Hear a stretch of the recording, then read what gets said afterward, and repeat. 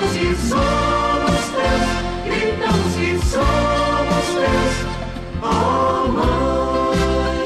Como igreja somos teus, como igreja somos teus, Maria.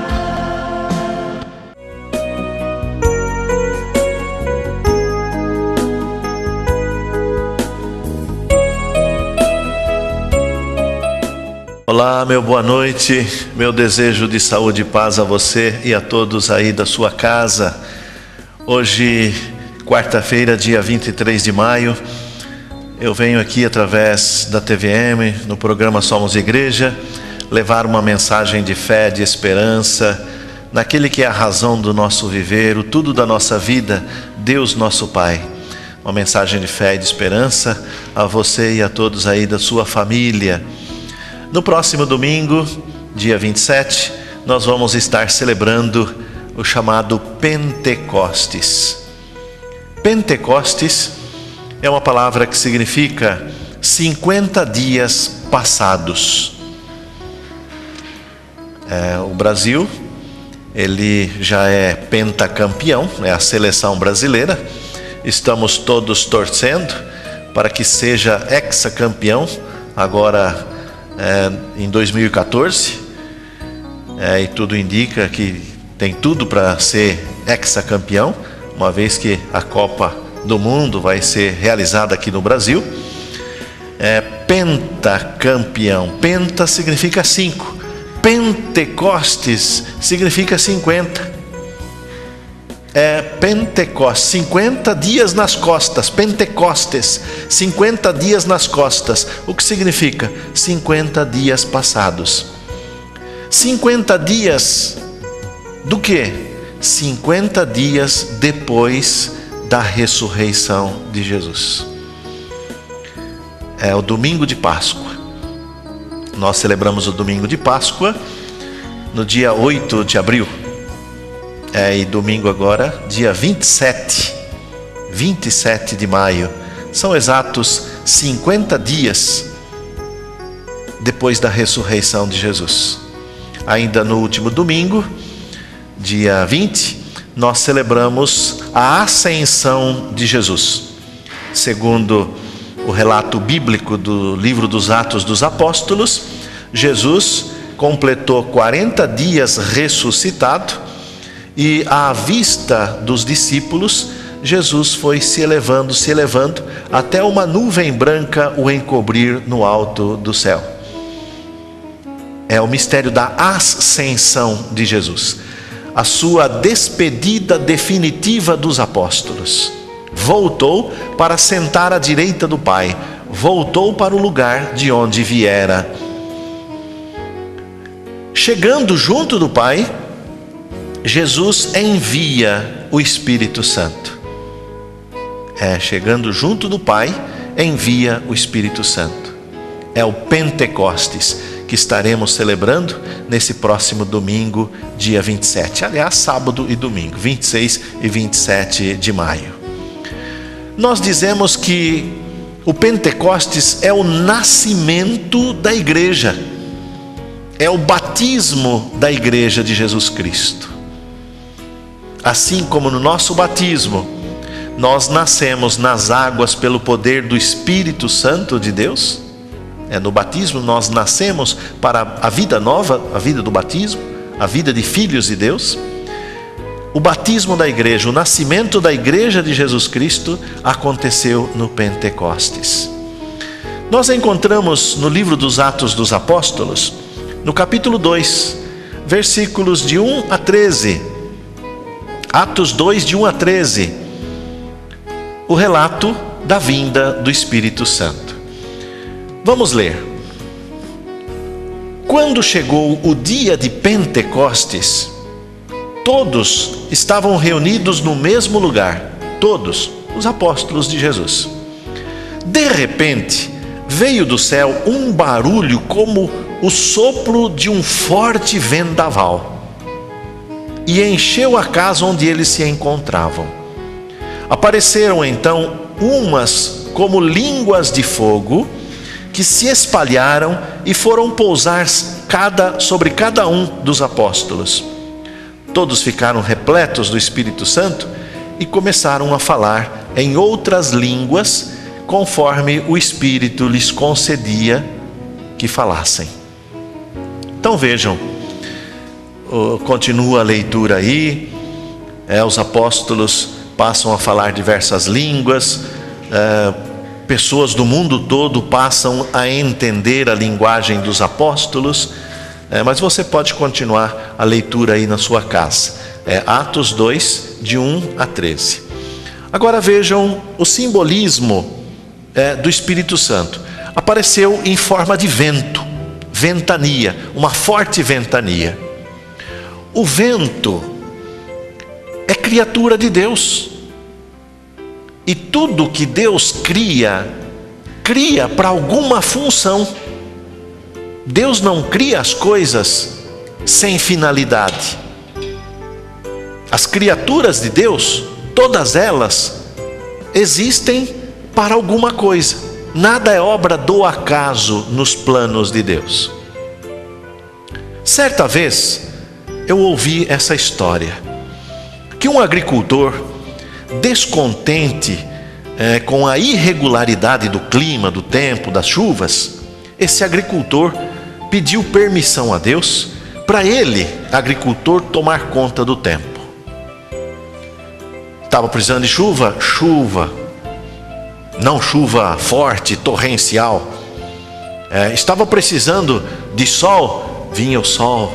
Não aquele sol escaldante, mas aquele sol brando. Adubou a sua plantação, colocou todos os sais minerais, esterco de que a planta precisava para crescer. Só que a planta não desenvolvia.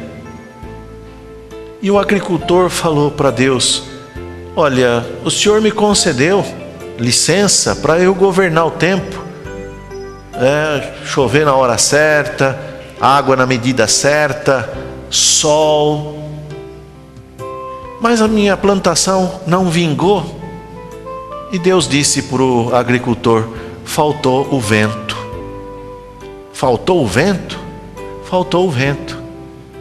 O vento é que dá robustez às coisas. Se você plantar uma sementinha de milho, um grão de milho, planta aí num lugar cheio de sombra, onde não pega vento, ele vai crescer até exageradamente. Vai crescer 2, 3, 4 metros de altura, dependendo da terra estercada que você o plantar. Só que ele vai ficar magrinho, porque se ele não pegar vento, ele só vai crescer. Agora o pé de milho que nasce lá na roça, aquele pé de milho é sacudido pelo vento, e o mecanismo de defesa da natureza, para aquele pé de milho não tombar, o pé de milho solta até aqueles garrões, aquelas garras, para fixar bem no chão, e aquele pé de milho sacudido pelo vento, ele vai crescer com a cana grossa e vai produzir 2 ou 3 espigas de milho. Então o vento é que dá robustez às coisas. E o vento é aquilo que não deixa nada parado. O vento empurra. Os discípulos, eles estavam fechados, porque o medo tomava conta do coração deles. Assim como mataram a Jesus, vão matar a nós também.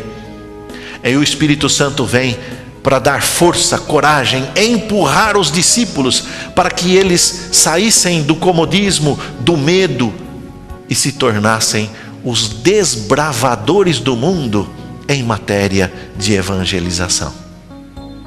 É por isso que o vento é símbolo do Espírito Santo. O vento que empurra, que leva à ação, o vento que dá robustez. E além disso, depois de uma forte ventania, apareceram línguas de fogo, como chama de velas acesas, foram parar sobre a cabeça dos apóstolos, e eles ficaram cheios do Espírito Santo. O fogo é que movimenta as máquinas.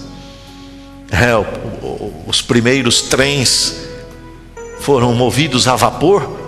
ou aí Maria Fumaça, né? É o fogo quem aquece, quem dá movimento.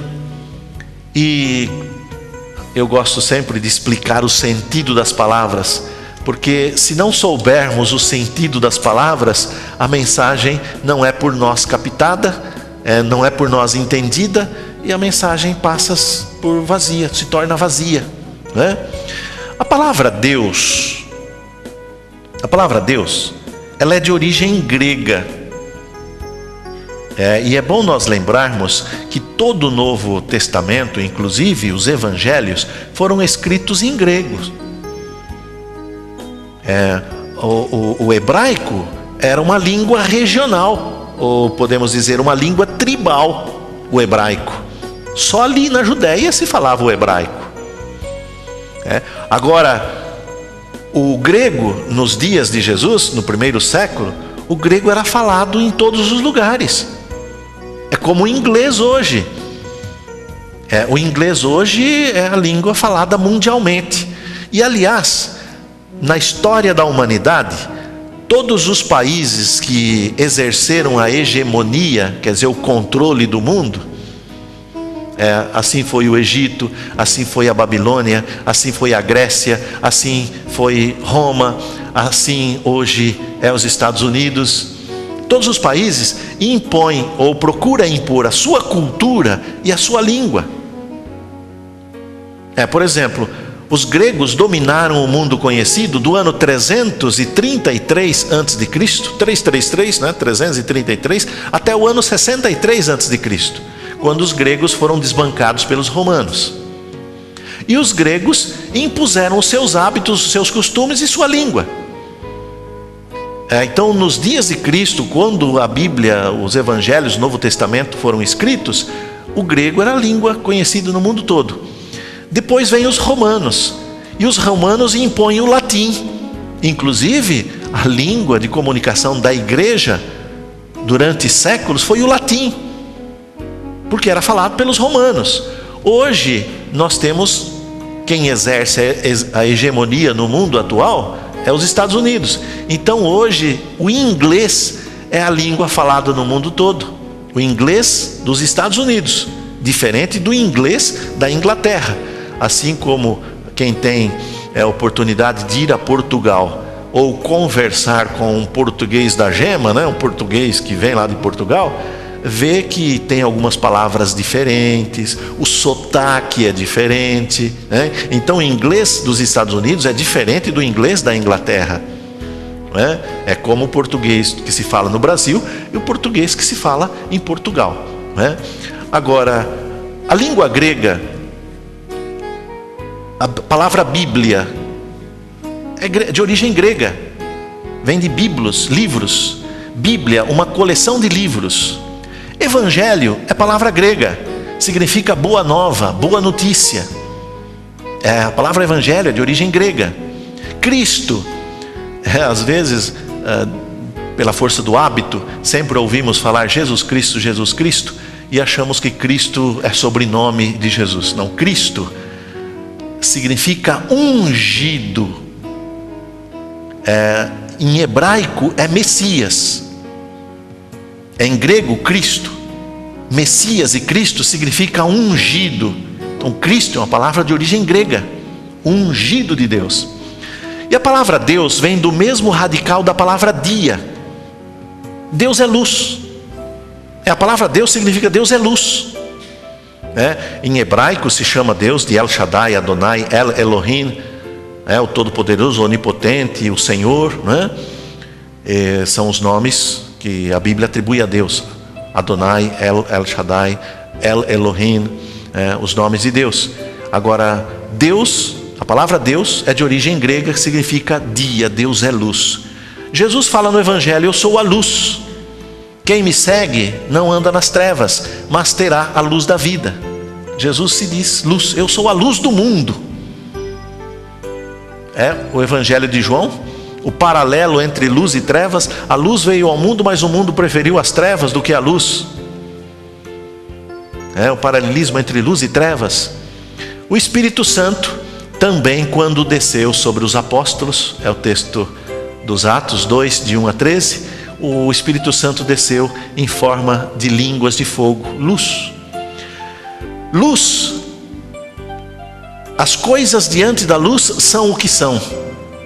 Existe o ditado que diz que à noite todos os gatos são pardos. Por quê? Não dá para distinguir a cor. Ora, diante da luz, cada coisa é o que é, sem falsidade, sem máscara. A luz revela as coisas do jeito que as coisas é. Viver na luz é viver na transparência. Viver na luz é viver a verdade, sem mentira, sem falsidade.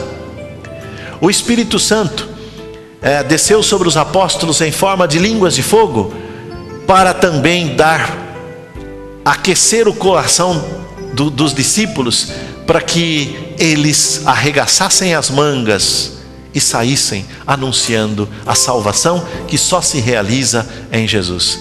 Então vejam a grandeza do simbolismo da luz. Eu falei anteriormente do vento e agora falando da luz. E nós somos chamados a viver na luz, a viver uma vida na verdade. Quem ama a Deus procura viver na luz, não tem medo da luz. Quem tem medo da luz? Quem vive no pecado, quem vive no erro, quem vive na mentira, quem vive na falsidade. E nesse próximo fim de semana nós vamos celebrar a festa de Pentecostes, a vinda do Espírito Santo. Vamos pedir a Deus que derrame sobre nós, sobre a sua igreja hoje, os dons do Espírito Santo. Nós vivemos no tempo do Espírito. No comecinho de junho, dia 3, domingo, nós vamos celebrar a festa da Santíssima Trindade. Pai, Filho e Espírito Santo. Na nossa profissão de fé, no creio, nós rezamos: creio em Deus Pai Todo-Poderoso, Criador do céu e da terra. Qual a missão do Pai? O Criador. O Pai é a razão de ser da existência de tudo que existe. O Pai é o Criador. E o Filho recebe um nome, Jesus. Esse nome tem um sentido, o Salvador. O conteúdo do nome de Jesus significa aquele que salva. Então o Pai é o Criador, o Filho é o Salvador. O Filho completando a sua missão com esmero, com galhardia, com muita dedicação. O Filho cumpriu a sua missão, voltou para junto do Pai. Domingo passado nós celebramos o mistério da ascensão de Jesus. Jesus que volta para sentar à direita do Pai. Termina aí a missão de Jesus.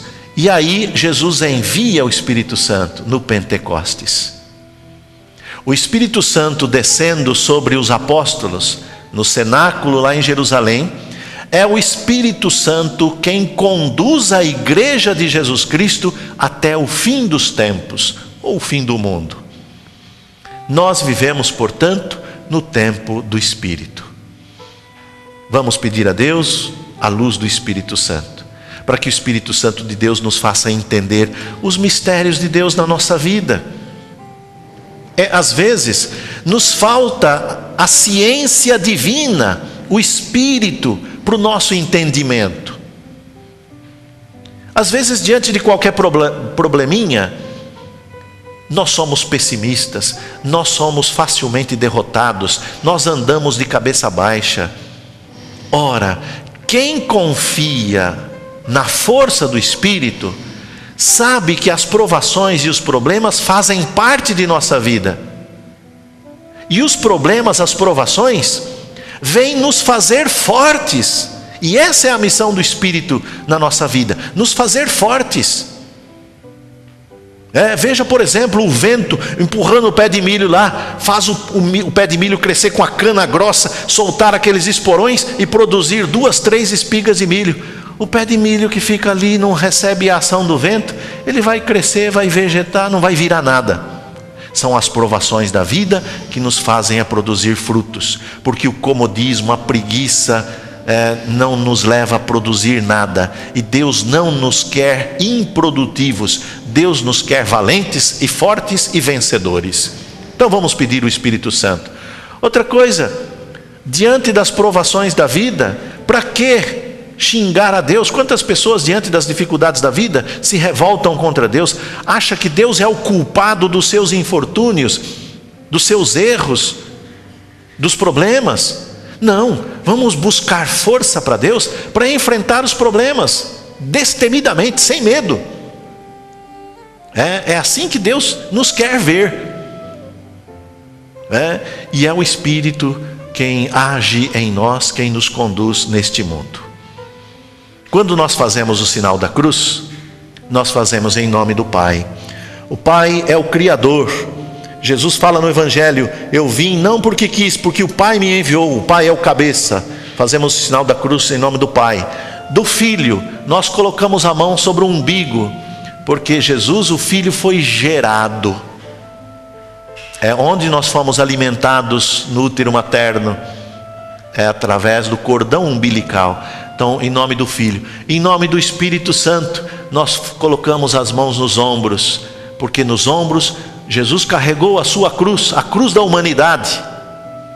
Nos ombros nós carregamos o peso dos nossos compromissos. Então o Espírito Santo é força de Deus para nós levarmos avante os compromissos do nosso dia a dia. Que o Espírito de Deus nos fortaleça, que o Espírito de Deus nos faça vencedores. E como igreja, povo santo do Senhor, vamos aclamar: Senhor, envia sobre nós o vosso Santo Espírito para nos conduzir nos caminhos de Jesus, em direção, ó Pai, à vossa casa. Que Deus te abençoe e te guarde. Uma boa noite. Eu volto sexta-feira.